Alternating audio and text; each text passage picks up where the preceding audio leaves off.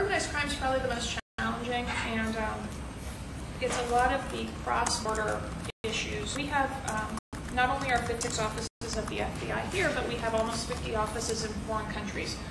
We work under the MLAT exchange with those foreign law enforcement agencies, and the challenge is you really have to have a case that is large enough that that law enforcement agency cares at all. So when we get something large enough and we accumulate enough of a loss that we can take it to that law enforcement agency, our liaison with them pays off, and our offices over there work to get people that we can charge and hopefully bring to this country to pay the penalty for the crimes they've done. On smaller cases, that doesn't happen, and I actually pose it to a lot of industry as a challenge. How do we look to global enforcement of cybercrime, because it's not necessarily at home anymore, and I don't have an answer, and I'm not a lobbyist, so I can't tell you what will happen. So what's large enough? What is large enough, concretely? What is large enough? Where do you draw the line? Oops. That was good. What's large enough? As a jurisdiction? You say a case has to be large enough for all these... Large enough case. The local expectation for prosecution is $50,000 in loss. That can be accumulated loss between several victims, and we'll talk about that under IC3, how that gets accumulated. For an international case, I don't have an exact number, but I would say $250,000 and over, which does seem like a lot, but try adding the numbers from any one group tax and it gets tough. So if I run a botnet, people aren't suffering losses there. I mean, I'm making money, but unless I start launching DOS attacks. But if I just start saying adware, so you're saying that if, as long as I'm running botnets and I'm not launching DOS attacks, I get away free? What about adware is illegal? It's a gray area we heard earlier. Right. And I have to walk on the black side, it's the white side. I have to stand on one side of that line because there is no law. Unless someone commits a fraud with it, stealing identity information for use in a fraud, I have to prove intent. And it's the toughest thing about computer crime. There's always a person it comes back to, and I have to prove their intent. If all you're doing is adware, did you intend to cause harm? Wasn't that an intrusion on victims' computer? If they threw on it?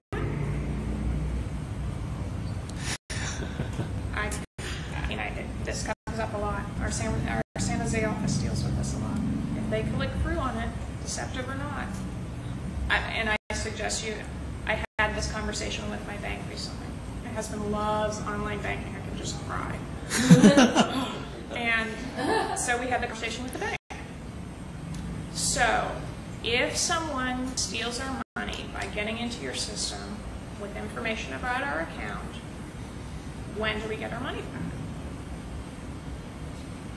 Well, here's our policy. Well, that's nice.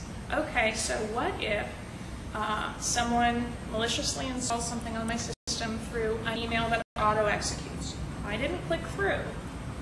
Well, the problem would have been on your system, so we don't think we're probably liable. And, that was, of course, 10 minutes into a conversation where I'm really piercing at this person because she would not give that up in the first place. Well, that's probably not our liability. Okay. So it's tough. But if you click through, how do I say that you didn't deliberately do it? And how do I know that you're not one of the people helping build the network, the bot network, and that you are now claiming, you want this guy's money and you're going to take it through court? If you look at the cases that have been brought forward, especially on botnets, the bad guys typically were, if you look at the evidence, they're pretty dumb. I mean, surely there must be more professional organizations out there that do a better job, and how are we going to catch those? Well, as we'll talk about under the CSI survey, one of the first challenges we have is with reporting. People have to tell us something. We then have to pull on a couple threads of the spider web and see what moves and who's playing with whom. There are some very successful investigations that go toward getting down to, if you think of it like an organized crime family, who's at the head of it? And that is certainly the effort. When those folks are overseas, we work overseas. When they're here, we try to get them here. In any case, we have to gather enough evidence from human or digital means to show us that this was their intent, and show how much they're making, and show the damages, and have people who will come forward. But if they don't make the stupid mistakes that the 21-year-olds who are doing it from their college dorms are doing it, are we ever going to catch him or not? What do you think? Well, I fear not, but... Do you think we're all human? Mm-hmm. So you're saying we're all making mistakes? I think I have to, in law enforcement, come to the theory that most people make mistakes. Even the most careful people have a bad day or hit the button too soon. So I think there will always be the human factor, which is why in the justice system you still have to get back to a person and an intent. So people who our investigations reveal are being lured into online job schemes, money wiring schemes, where they think they've just been hired for a kind of cool job.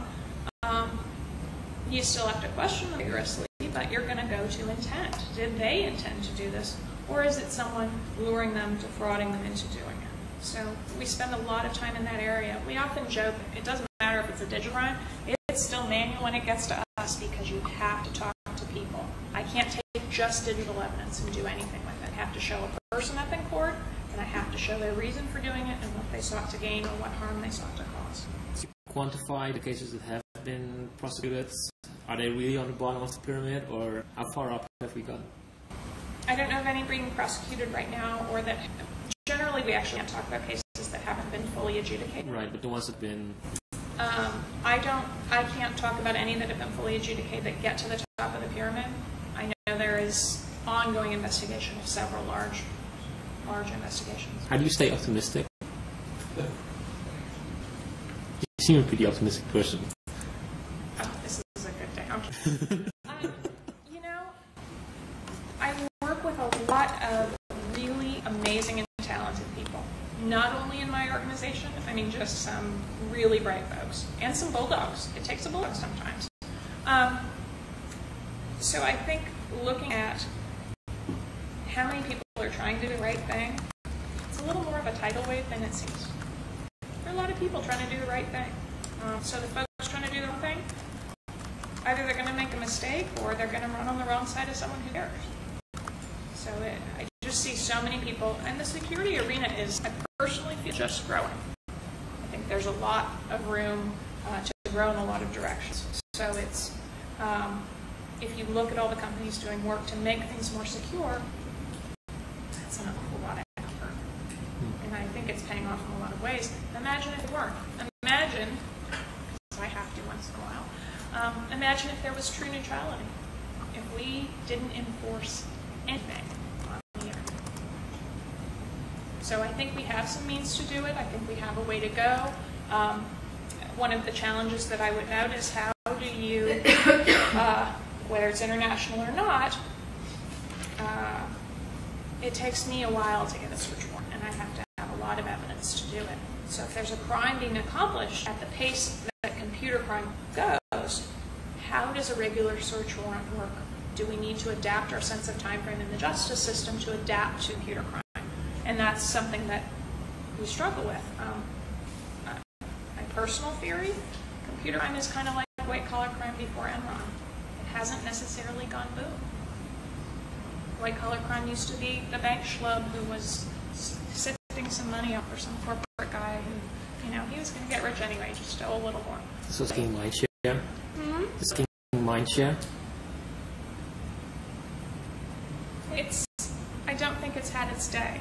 I don't necessarily know there's something large enough that there's a large-scale awareness. I think awareness is increasing, but have we had that large event that makes people realize, ooh, this would be really bad?